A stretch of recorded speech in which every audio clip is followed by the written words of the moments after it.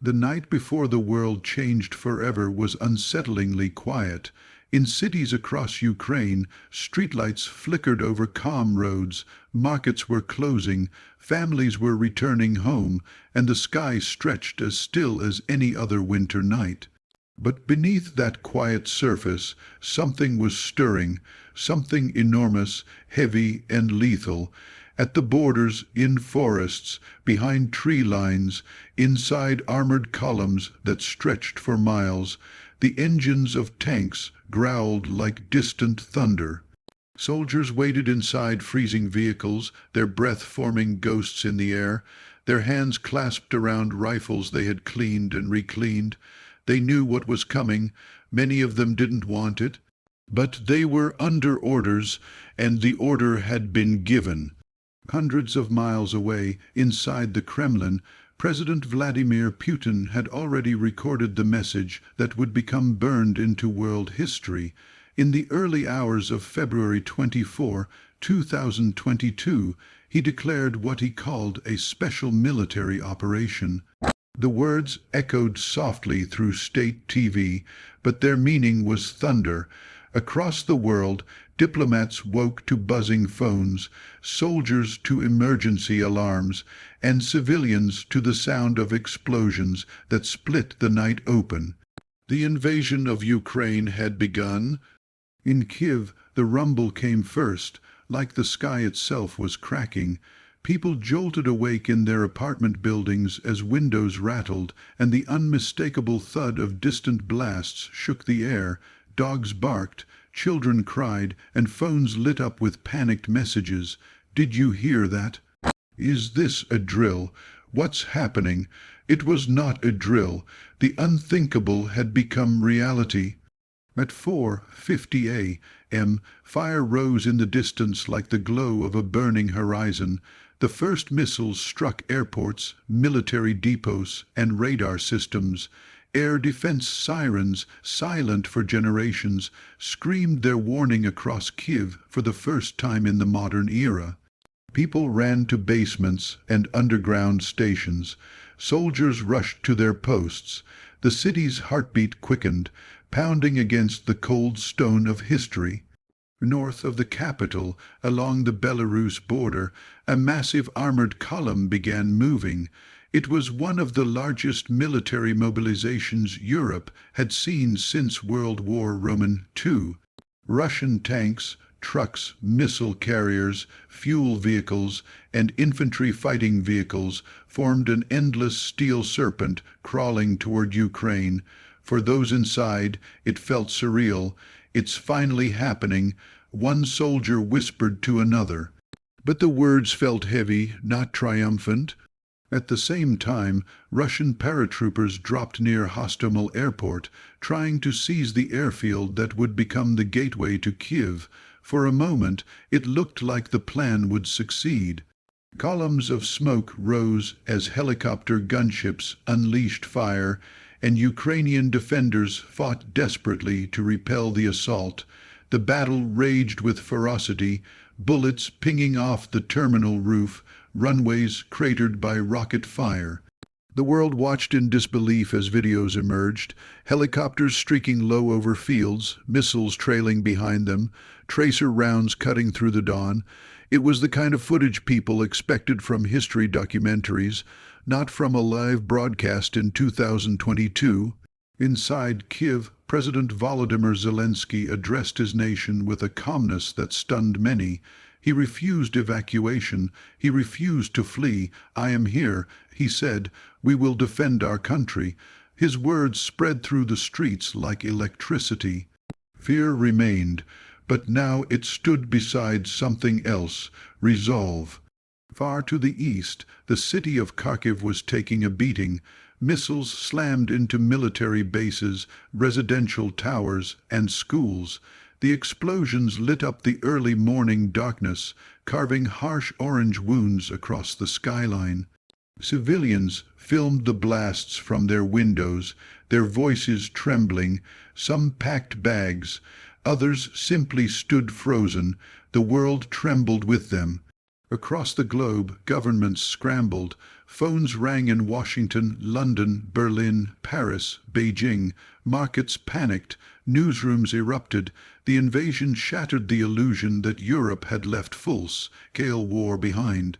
Suddenly, the entire world was thrust into a new, darker age, one shaped by fire, geopolitics, and the raw brutality of force.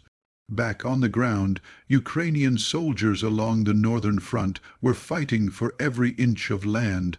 Many were reservists who had returned to service just days earlier. They dug trenches with shaking hands, loaded rifles while listening to artillery whistle overhead, and peered over snowy embankments as columns of Russian armor advanced. Diesel fumes mixed with the bitter winter air. The sky flashed with the orange glow of anti-tank missiles. Within hours, Ukrainian defenders had turned highways into battlegrounds, littered with burning vehicles. In Kherson, a young Ukrainian conscript named Artem found himself guarding a checkpoint as Russian units approached the city. He could hear the clatter of tank tracks long before he saw them. Fear squeezed his chest, but he held his rifle steady.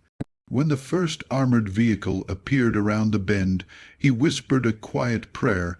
Moments later, gunfire erupted, the night filled with chaos, bullets slicing through signs, shattering windows, ricocheting off concrete barriers. Artem ducked behind a burned-out car, heart-hammering, while his commander shouted orders. The ground trembled under the weight of the advancing column. He thought he would die there, but somehow he survived the first wave. Thousands of others were not so fortunate. By dawn, the human cost was already visible. Emergency crews pulled bodies from rubble. Civilians stood in shock outside destroyed homes. Mothers cried over children in makeshift shelters.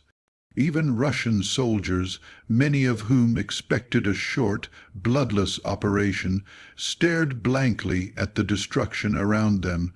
Some didn't even know they were invading until the moment they crossed the border.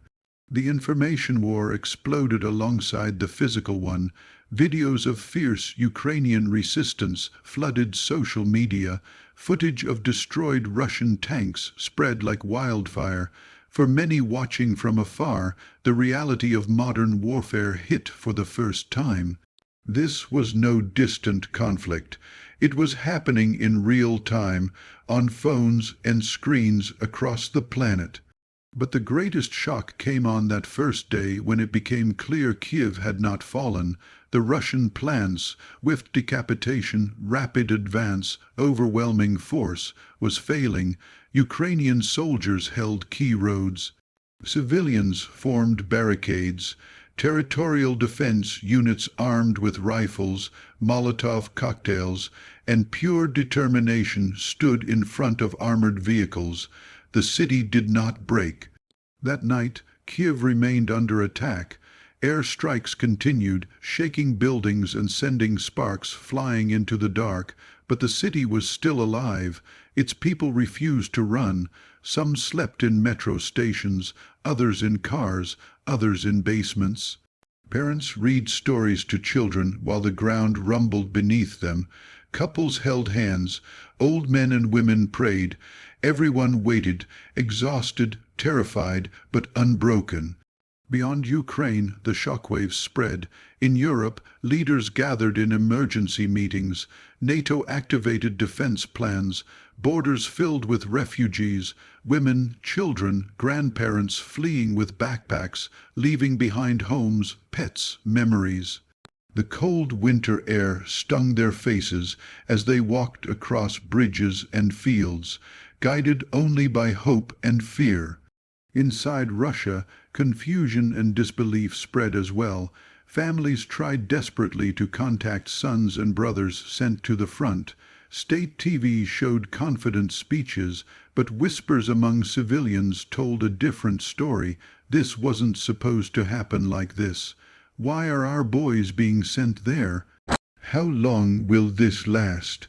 By the end of that first day, February 24th, The world had changed in ways no one could yet comprehend. The invasion had not gone as planned, but it had begun a chain reaction that would reshape geopolitics, redraw alliances, and alter millions of lives. Ukraine had become the center of the world's attention, and the resilience of its people had stunned even the most seasoned analysts. Kyiv still stood, Kharkiv still resisted, the Ukrainian army still fought. The Russian advance, though massive, was not unstoppable. The war that many expected to last 72 hours was already proving far more complex, brutal, and unpredictable. But in the quiet moments between explosions, in the freezing trenches, on highways lined with burning vehicles, one truth became clear: this was only the beginning. The days ahead would be darker, bloodier, and more uncertain. But they would also reveal courage, unity, and sacrifice on a scale rarely seen. As midnight approached at the end of the first day, the sky over Ukraine glowed again, not from streetlights, but from the fires of war. The world watched with bated breath, holding on to a fragile hope that somehow, against all odds, peace might still be possible. But for now, the night belonged to the echoes of artillery, the whir of jets overhead, and the unbreakable spirit of a nation refusing to fall. The day Russia shocked the world had passed, but its consequences were only beginning to unfold, and in the cold darkness of that first night, one thing was certain: history had just changed forever.